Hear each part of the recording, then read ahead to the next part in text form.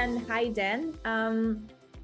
Can you please tell us a bit more about Cartography VC and what's your investment thesis? What are you doing with Cartography? At a high level, we're investing at the intersection of deep technology, sustainability, and infrastructure. I think if you look more specifically at our thesis, our current focus are what we see as the unstoppable shifts that are going to shape the next decade in venture. So we're looking at energy, critical minerals, and rare earth elements, and advanced materials, science, and manufacturing. Ben and I have been working together since 2022. We actually started by launching a composite of SPVs. We raised about 10 million over 30 LPs, made 11 investments, and that composite of SPVs is trending to a 42% IRR. We have already launched Fund 1. We're doing a rolling close. This is the fund we're raising for right now. We've made our first 6 investments in the space, which we can get into and talk about, but those investments are trending to a 56% IRR. So for our investing activity so far, that puts us in the top decile of performance for boutique funds of our size.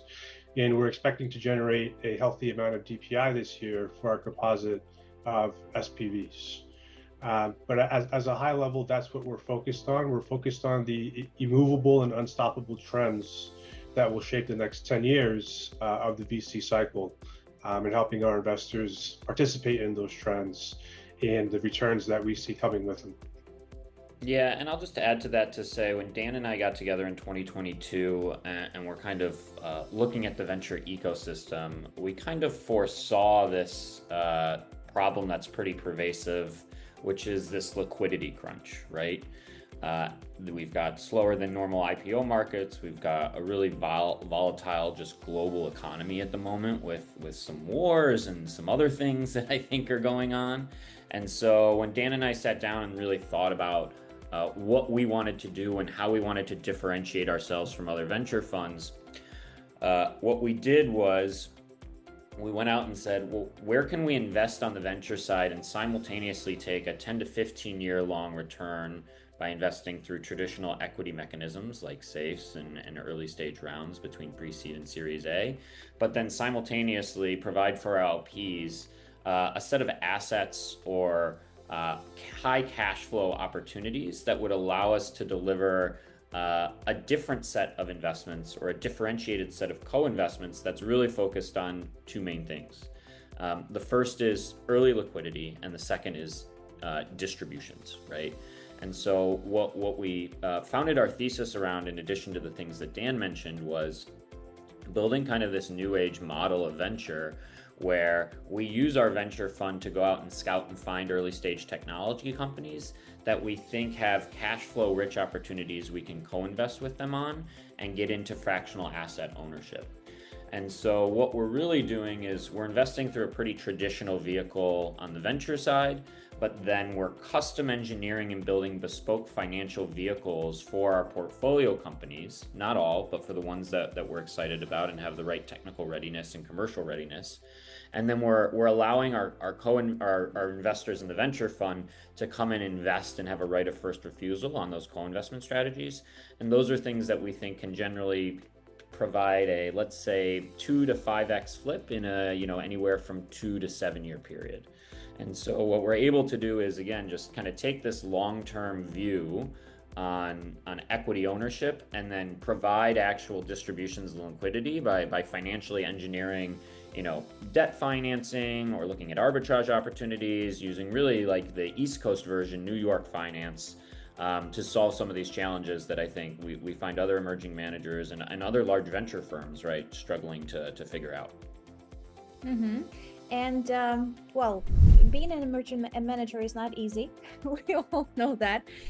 So why do investors need to invest with you right now without any further ado?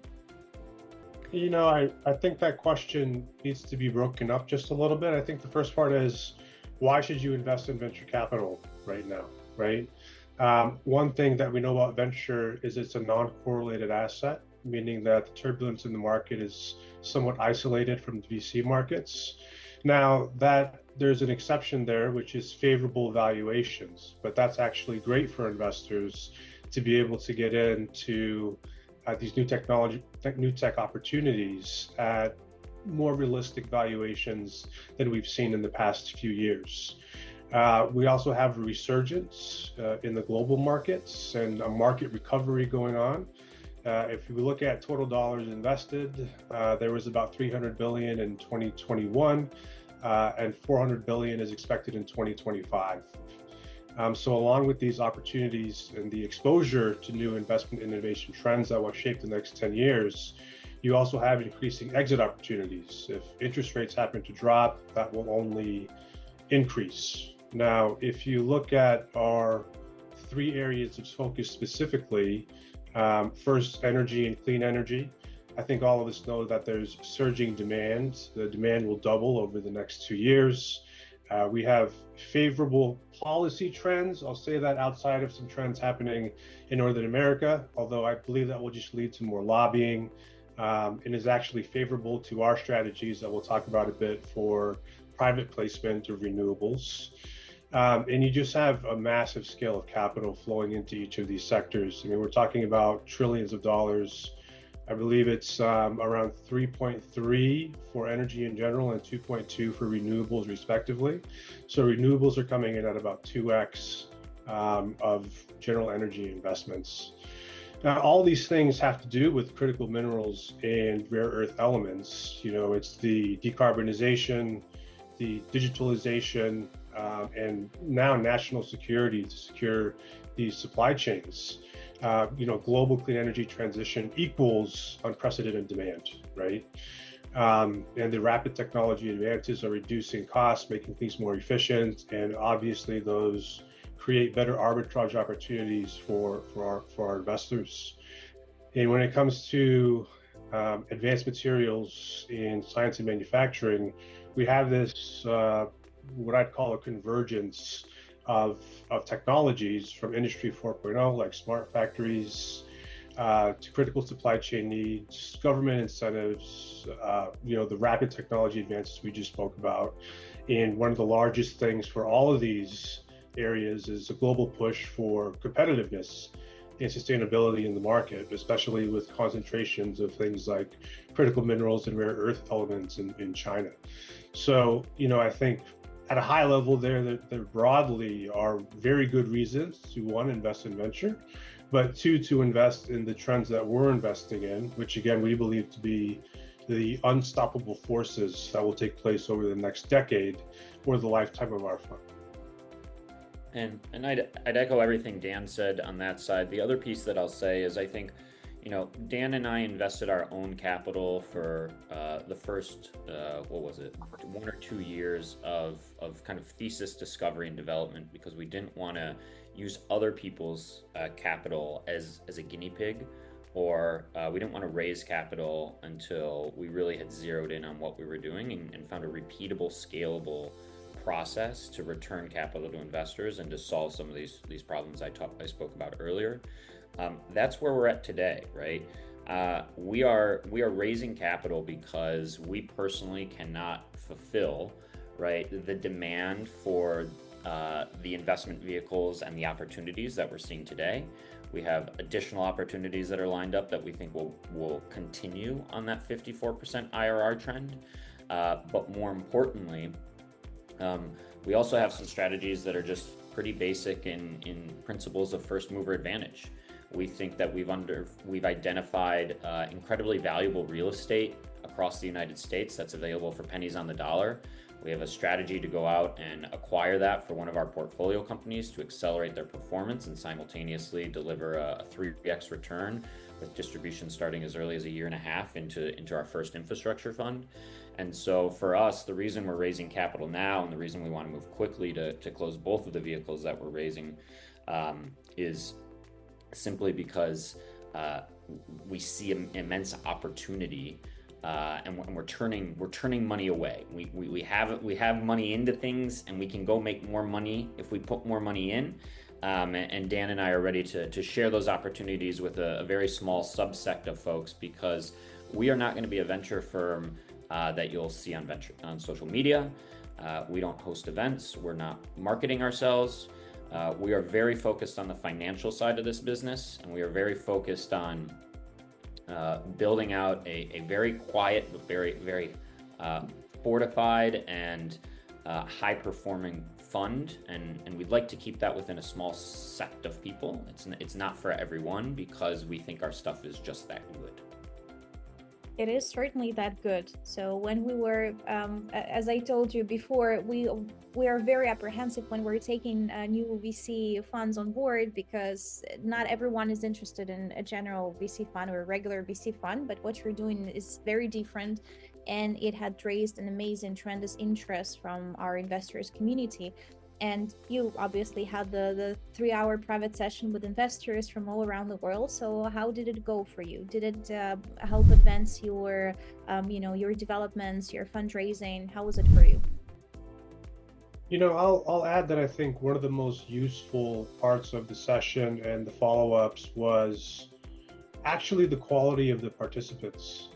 They really helped push our thinking in a number of bounds, asked great and very hard questions, and seem to really understand our model and why we're shaping it the way we are, and obviously kind of appreciated the benefits of the model that we're going to market with.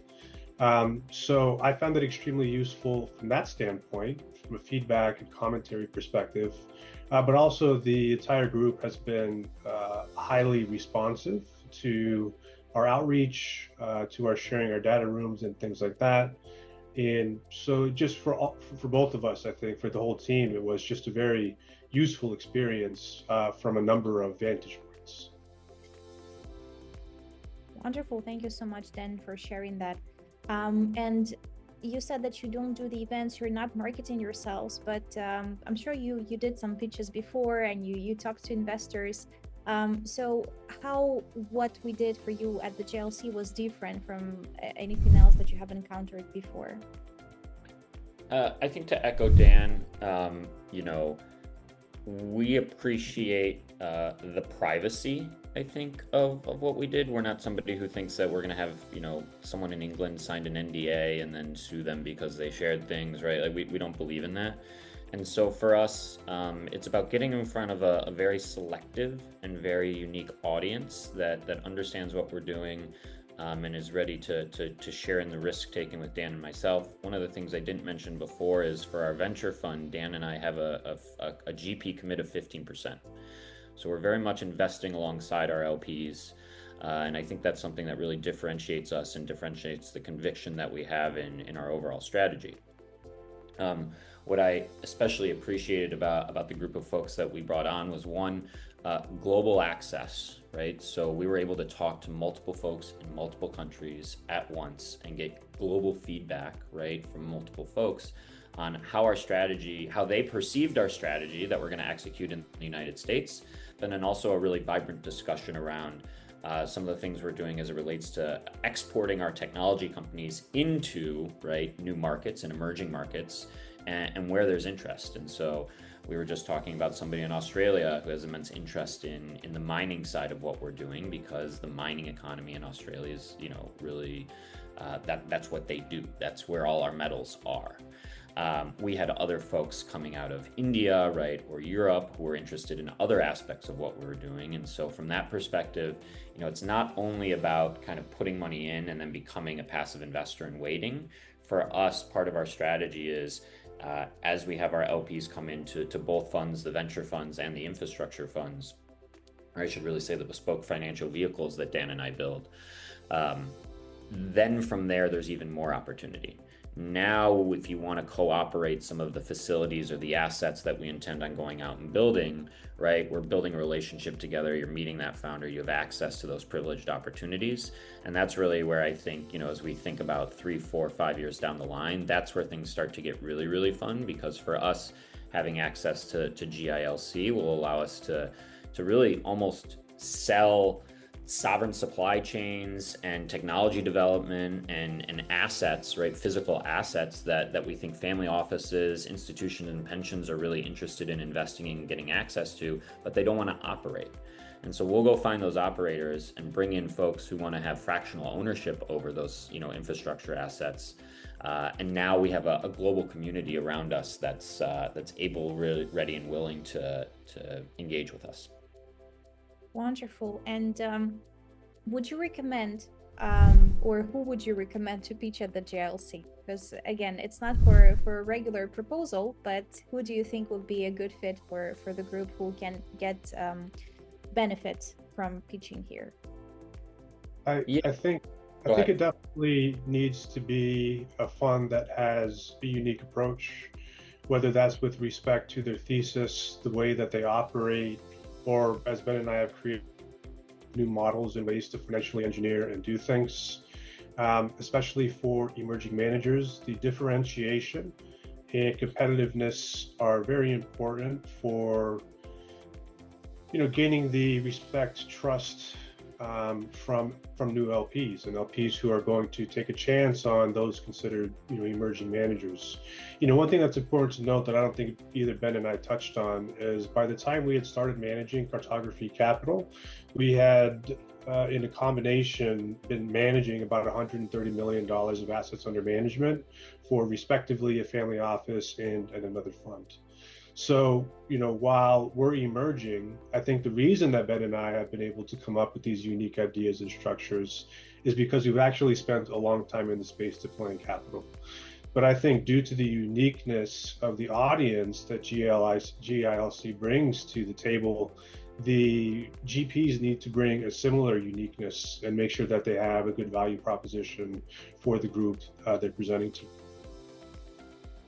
I'd echo that. I think that I'll tell you who I don't think would be a great fit, and this may offend some folks who see this, so I apologize if I hit you in the gut. I think there's a lot of wonderful ways to build a venture fund, and one of the beautiful things about venture is if you have a good sense and good foundational knowledge of the industry you're trying to go into, you can generally be successful. We've seen successful venture funds that are focused on impact, mission, right, and what they're doing and catalyzing an industry. And then we've also seen really successful venture funds on more of the hedge fund and profitability side that are focused on that. I'd say we lean a little bit more towards the hedge fund piece of really what we're trying to do and the way that we think about how we want to invest and the types of returns we want to generate. But going back to what I was saying originally, I think that if you're a venture fund that plans to differentiate itself through privileged access and deal flow and some of these kind of traditional things, we're just going to go out and invest in YC companies at demo day. Certainly, I think a really valid investment thesis for US-based LPs or other folks that are out there that want exposure to things like that. Probably not the best fit, I would say, for something like GILC. I think really what the folks that we've talked with and the conversations of what they see and what makes it unique is this differentiation beyond, right, just I'm going to go pick deals and you're choosing me because of how I pick deals, right? There needs to be some foundational building blocks behind there that are, again, rooted in finance and rooted in either really privileged access, things that nobody can get access to at the earliest stages, or two, better yet, financially engineering ways to differentiate yourself and make sure you're really solving the problems that family offices, institutions, and pensions are looking for, right? And right now, they're certainly ready and able to take, a 10-year return on something, but you have to have a strategy around liquidity that isn't secondaries, right? To, I think, really convert those folks and get folks interested. I think we're going to see a lot of the bloat around venture today sort of start to disappear. Mm-hmm. Thank you so much, Ben and Dan, for sharing the feedback. It was great to have you at the event. You have presented so well and you handled all the questions so well. And we have received an amazing feedback from investors afterwards. So I look forward to hearing more good news from you and hopefully to see you again in the club.